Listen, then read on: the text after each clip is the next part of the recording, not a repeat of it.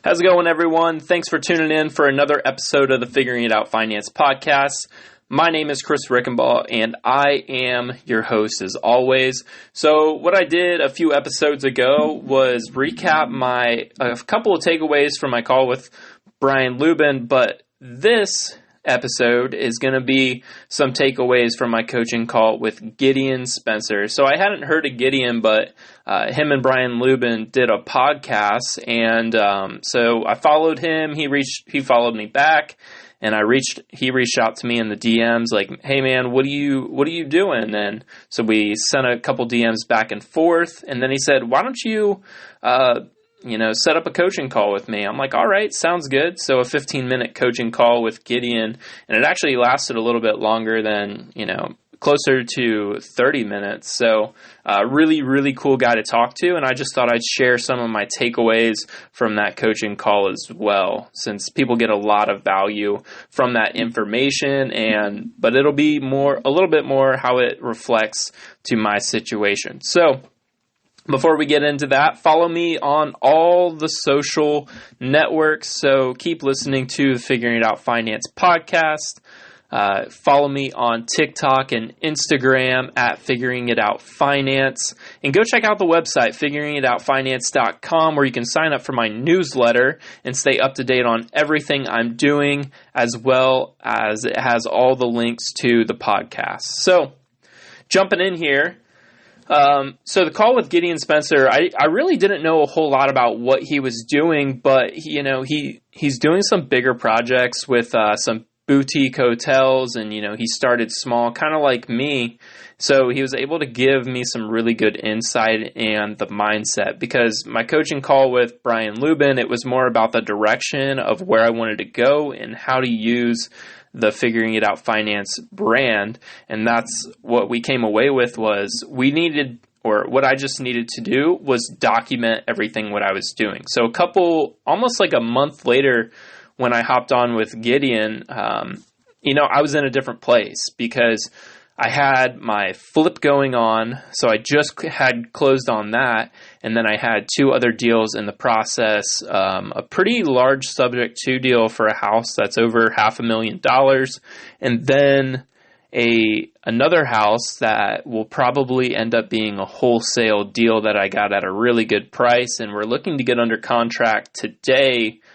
So I had a lot more going on. So it was just a different conversation and a different topic. So some of the takeaways and the topics we talked about was, keep doing what I'm doing with real estate, because I have deals coming in, but think bigger. So, what I talked about with Brian was, I'm looking at flipping houses. So, that's not a bad strategy, because that's going to be the active income coming in. So, eventually I need to be able to use the profits from that to be able to get into bigger deals. So, whether that's Airbnbs, I could have just a couple small Airbnbs that are medium-term rentals, but, what would I be able to do with, an 8-plex or something with 12 or 15 units that I'm able to do medium-term? So, if I had a duplex and rent it out one side medium term, that's probably going to pay the mortgage, maybe a little bit on the back end, but it's going to cover everything and I can live for free. But if I were to get an 8 or a 12-plex and rent half of those out medium term, the spread on that is going to be a lot different, because maybe three of those units is going to cover the mortgage every month, and then I still have six or seven other units that are going to be pumping out cash. And that's where the money is going to come from, along with me living for free. And I wouldn't even have to live there, because everything would be covered on the mortgage. And then you kind of grow that business there. But that's where the money's at. So his idea was, hey, keep doing what you're doing, but think a little bit bigger. And going into this next part, that'll be what I talk about. So his next topic was, get into a circle with people who are doing big things and make your goals feel small. So his example in this was, he started giving me a couple examples about, doing a small boutique hotel where he's like, I'm hanging out where he said he was hanging out with people. He's like, well, why did you go so small? You could have done a lot bigger. So for me, only flipping one house a month, like I should be hanging around the people who are doing 10 to 15 houses a month. Like, okay, what are they doing? What's their systems? What's their mindset? And how are they finding these deals? And those are the people that I need to be able to hang out with, because one of the great quotes from Brandon Turner is you need, or I don't know if it was Brandon Turner or not, but you need to be able to hang out with people who make the impossible look like an average Tuesday. So those are the people that I'm really looking for. And my questions were, how do I get into those groups? Because other than me just posting and, doing some quick coaching calls to just expand my mindset, it's like, how am I going to get into the circle with these people? And, it's just being very vocal about what I'm doing and then being active in the community. So going to meetups, going to, the in-person coaching events, and being able to sit down with those people and maybe get coffee or lunch with them, and just being able to kind of pick their brain and get their ideas on what they did and what I can do myself.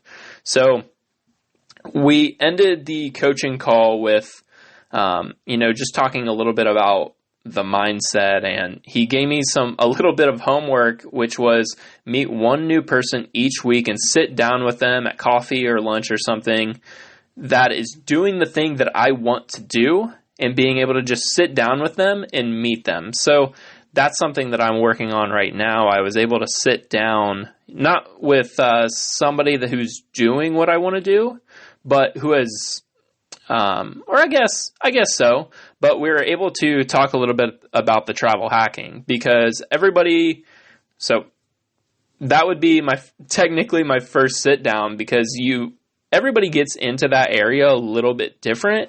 So it's interesting to hear that, this was just something that was happening on the side, and I happened to start looking into it a little bit more and then really capitalizing on it. So somebody who spends a lot of money, they're traveling, I think he said he was on a flight 200 times or more in 1 year. So he was a lot of flights, a lot of hotels, just racking up points because he could pay with it with his card.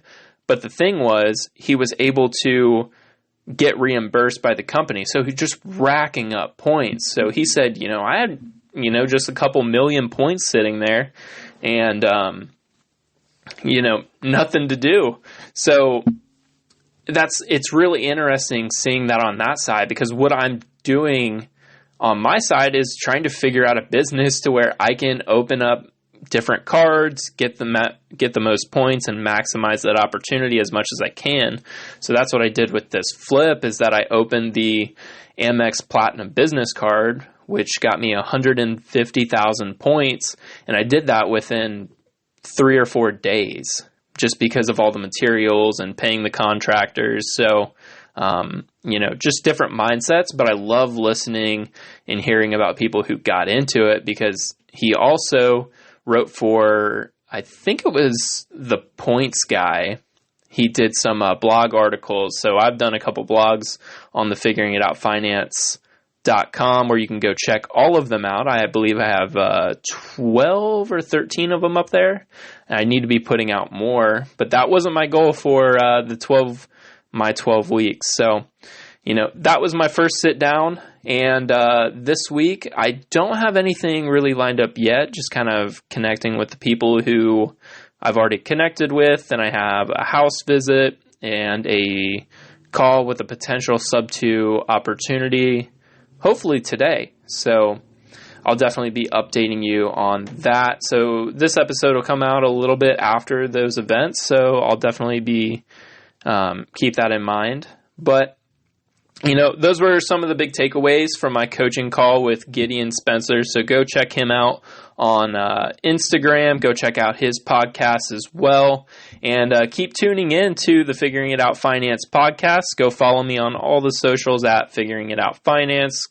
Go check out the website and sign up for the newsletter, because I really appreciate you guys checking that out and all the listens. I just hit 200 total downloads today on June 12th. So less than 8 weeks of starting the podcast, and we're already at 200 downloads total. So I can't thank you guys enough. And this is Chris signing off for the Figuring It Out Finance podcast. We'll see you next time.